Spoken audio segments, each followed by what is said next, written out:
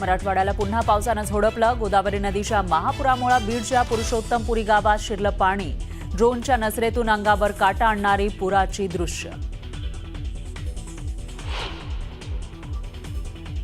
जायकवाडी धरणातील विसर्गामुळे गोदावरीला पूर. जालन्यातील परतूर तालुक्यामध्ये अनेक गावांमध्ये पाणी. नागरिकांचं रेस्क्यू. ठाकरेंच्या शिवसेनेनं दसरा मेळावा रद्द करून खर्च पूरग्रस्तांना द्यावा. भाजपच्या केशव उपाध्ये यांनी ठाकरेंना पुन्हा डिवचलं. तर भाजपकडून उधारीचं ज्ञान नको, राऊतांचं उत्तर. शेतकऱ्यांची कर्जमाफी आणि ओला दुष्काळ जाहीर करा. शरद पवारांच्या राष्ट्रवादीचं आंदोलन. आंदोलकांची पोलिसांकडून धरपकड. शिवसेनेच्या ज्योती वाघमारेंना सोलापूरच्या जिल्हाधिकाऱ्यांनी झापलं. पाहणीसाठी गेलेल्या वाघमारेंचा जिल्हाधिकाऱ्यांना जाब विचारण्याचा प्रयत्न. राजकारण नंतर करा, जिल्हाधिकाऱ्यांनी सुनावलं. अहिल्यानगरमधील कोठला गावात धार्मिक तणावानंतर आंदोलकांवर पोलिसांचा लाठीचार्ज. कोठलामध्ये मोठा पोलीस बंदोबस्त. सध्या तणावपूर्ण शांतता. कोल्हापुरात असदुद्दीन ओवेसींच्या दौऱ्याच्या दिवशी तणाव. हिंदुत्ववादी संघटनेच्या विरोधानंतर ओवेसींचे कार्यक्रम रद्द. तर विरोध करणाऱ्यांनी शाहू महाराजांची भूमिका समजून घ्यावी, जलील यांचा सल्ला. नांदेडमध्ये बंजारा समाजाचा मोर्चा. बंजारा समाजाला एसटी प्रवर्गातून आरक्षण देण्याची मागणी. मोठ्या प्रमाणामध्ये आंदोलक सहभागी. केरळमधील भाजप प्रवक्ते प्रिंटू महादेवन यांची राहुल गांधींना धमकी. आम्ही राहुल गांधींच्या छातीत गोळ्या घालू, असं धक्कादायक विधान.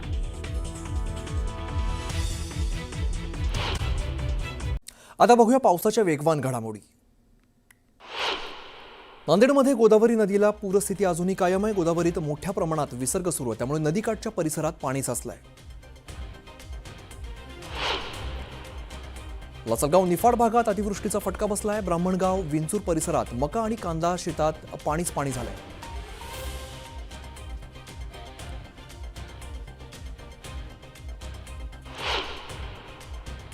बीडमधील माजलगाव धरण पूर्ण क्षमतेनं भरलंय. धरणातून मोठ्या प्रमाणात पाण्याचा विसर्ग केला जातो, त्यामुळे सिंदफणा नदी दुथडी भरून वाहू लागली आहे. गोदावरी नदीला महापूर आल्यामुळे बीडच्या गेवराई तालुक्यातील गुळज गावामध्ये पाणी शिरलंय. अनेक घरांचं नुकसान झालंय. संसार उपयोगी साहित्यही भिजलंय.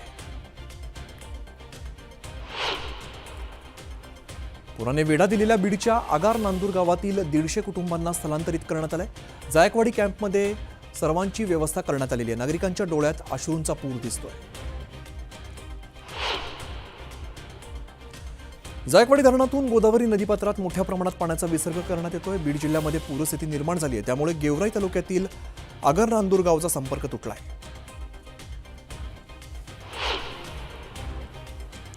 गोदावरीच्या महापुरामुळे बीडच्या राक्षस भुवन या ठिकाणी शनी मंदिर पाण्याखाली गेले, तर दुसरीकडे पांचाळेश्वर या ठिकाणी सुद्धा मंदिर पाण्याखाली गेले. गोदावरी नदीपात्रात 3 लाख क्युसेक पाणी सोडण्यात आल्यामुळे पूरस्थिती निर्माण झाली आहे.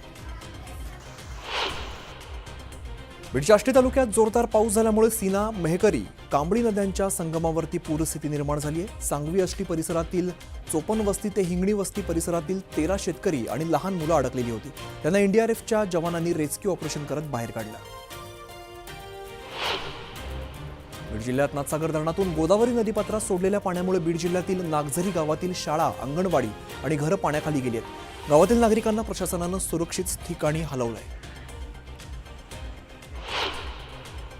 गोदावरीला आलेल्या महापुराचा फटका बीड जिल्ह्याला बसलाय. जिल्ह्यातील राजापूर गावात पुराचं पाणी शिरलंय. संपूर्ण गावाला पुरानं वेढा दिलाय. गावातील राजेश्वर मंदिरही पाण्याखाली गेलंय.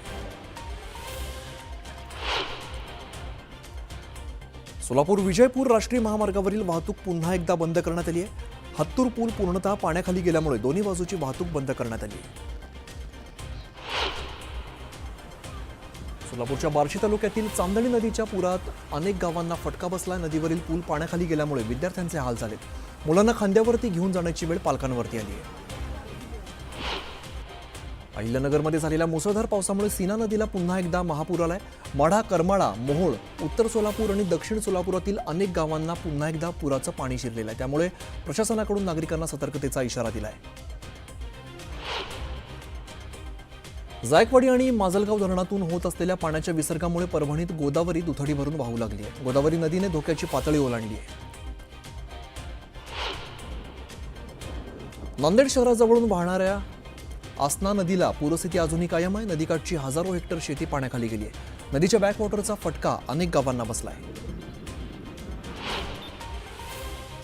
नांदेडमध्ये गोदावरी आणि आसना नदीला पूरस्थिती अजूनही कायम आहे. गोदावरी नदीत पाण्याची आवक वाढल्यामुळे मोठ्या प्रमाणात विसर्ग सुरू आहे. त्यामुळे नदीकाठच्या भागात पाणी साचलं आहे. जायकवाडी धरणातून पाण्याचा विसर्ग वाढवण्यात आलाय. त्यामुळे नांदेडमध्ये खबरदारीचा उपाय म्हणून लाऊडस्पीकरवरती दवंडी देत नदीकाठच्या नागरिकांना सतर्क राहण्याच्या सूचना दिल्यात. मनपाने पूरग्रस्तांसाठी तात्पुरते निवारा केंद्र सुरू केलं आहे. जालना जिल्ह्यातील गोदाकाठच्या 38 गावांमधून 10,000 नागरिकांचं स्थलांतर करण्यात आलंय. जायकवाडी धरण 100% भरल्यामुळे धरणातून 3 लाख क्युसेकपेक्षा जास्त पाणी सोडण्यात आलंय.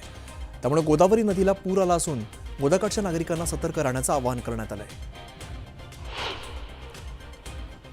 जळगावच्या एरंडोल तालुक्यात ही मुसळधार पाऊस सुरू आहे. मुसळधार पावसामुळे गाव परिसरात पूरसदृश्य परिस्थिती निर्माण झाली आहे. गिरणा नदीच्या उपनद्यांना महापूर आल्यामुळे नदीपात्रात ओसंडून पाणी वाहू लागलंय. मंत्री गिरीश महाजनांनी गोदावरीच्या पूरस्थितीची पाहणी केली. गोदावरीला आलेल्या पुरामुळे रामसेतू पूल धोकादायक बनलाय, तर गोदाकाठावरील व्यावसायिकांचं देखील मोठं नुकसान झालंय. छत्रपती संभाजीनगरच्या पैठणवरून वडवाळी आपेगावला जाणारा पूल पाण्याखाली गेलाय. पूल पाण्याखाली गेल्यामुळे पैठण आपेगाव संपर्क तुटलाय.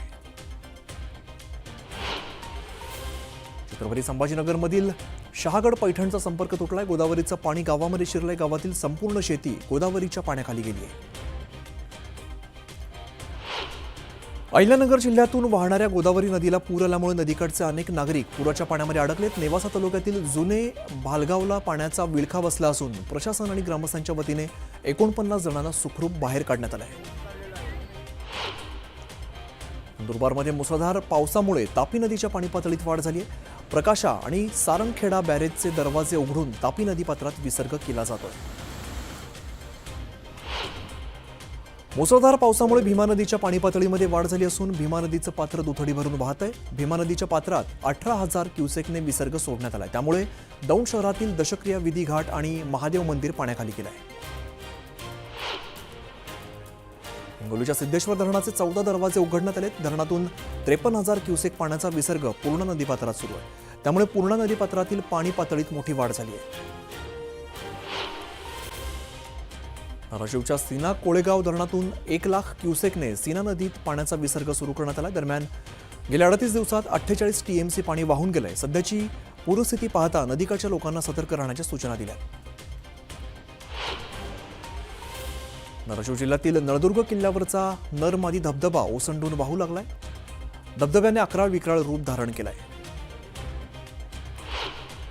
जायकवाडी धरणातून मोठ्या प्रमाणात विसर्ग सुरू करण्यात आला असून जायकवाडी धरणाचे दरवाजे 12 फुटाने उघडण्यात आले. विसर्ग वाढवण्यामुळे पैठण शहरात पाणी शिरलंय. पश्चिम घाटासह कोयना धरण क्षेत्रात कोसळलेल्या जोरदार पावसामुळे कोयना धरणाचे टप्प्याटप्प्याने 3 फुटांनी दरवाजे उघडण्यात आलेले.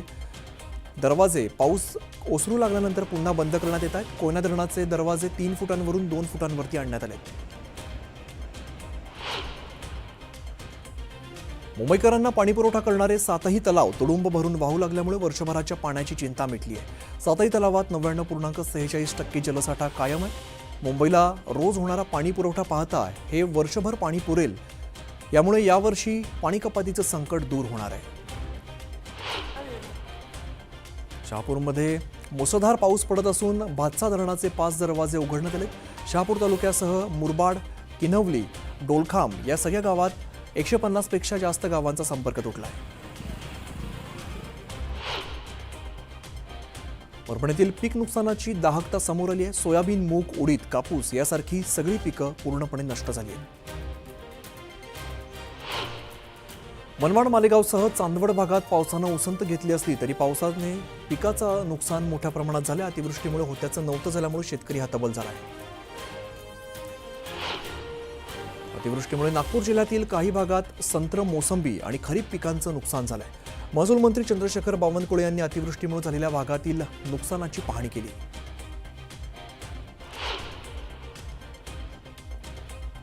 नंदुरबारमध्ये झालेल्या वादळी पावसाने कोपरलीसह ओसरली होळ या शिवारातील पिकांना झोडपलंय.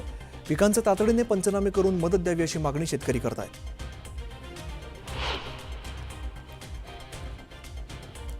अहिल्यानगरमध्ये पावसाने जनावरं, राहती घरं आणि शेती पिकाचं प्रचंड नुकसान झालंय. पावसाने उघडीप दिली असली तरी सुद्धा करंजी आणि शेगावच्या काही भागात अजून सुद्धा पिकं पाण्याखाली आहेत.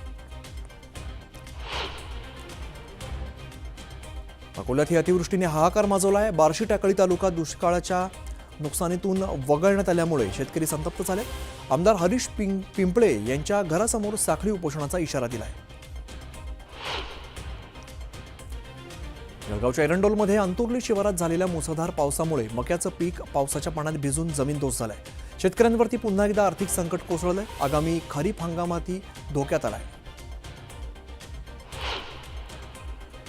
जायकवाडीच्या धरणातून गोदावरी नदीपात्रात 2.5 ते 3 लाख क्युसेक पाण्याचा विसर्ग केला जातो. त्यामुळे बीडच्या गेवराई, माजलगाव, परळी तालुक्यात पूरस्थिती निर्माण झाली आहे. त्यामुळे शेकडो एकर जमीन पिकासह पाण्याखाली गेली आहे. धुळे जिल्ह्यात गेल्या 2 दिवसांपासून मुसळधार पाऊस होत असून परतीच्या पावसाचा खरीप पिकांना फटका बसलाय. जोरदार पाऊस झाल्यामुळे शेतामध्ये पाणी साचलंय. पावसामुळे संपूर्ण कापूस पीक भिजलंय. अमरावतीत भाजप नेत्या नवनीत राणांनी शेतीच्या बांधावरती जात नुकसानग्रस्त भागाची पाहणी केली. यावेळेला राणांनी थेट कृषी मंत्री दत्तात्रय भरणेंशी संवाद साधलाय. दिवाळीपूर्वी शेतकऱ्यांना नुकसान भरपाई देण्याची मागणी नवनीत राणांनी केली. गोंदिया जिल्ह्यात गेल्या 3 ते 4 दिवसांपासून पाऊस सुरू आणि या पावसामुळे खळबंदा जलाशयाचा कालवा फुटला आणि परिसरातील शेतकऱ्यांच्या धान पिकाचं मोठं नुकसान झालंय.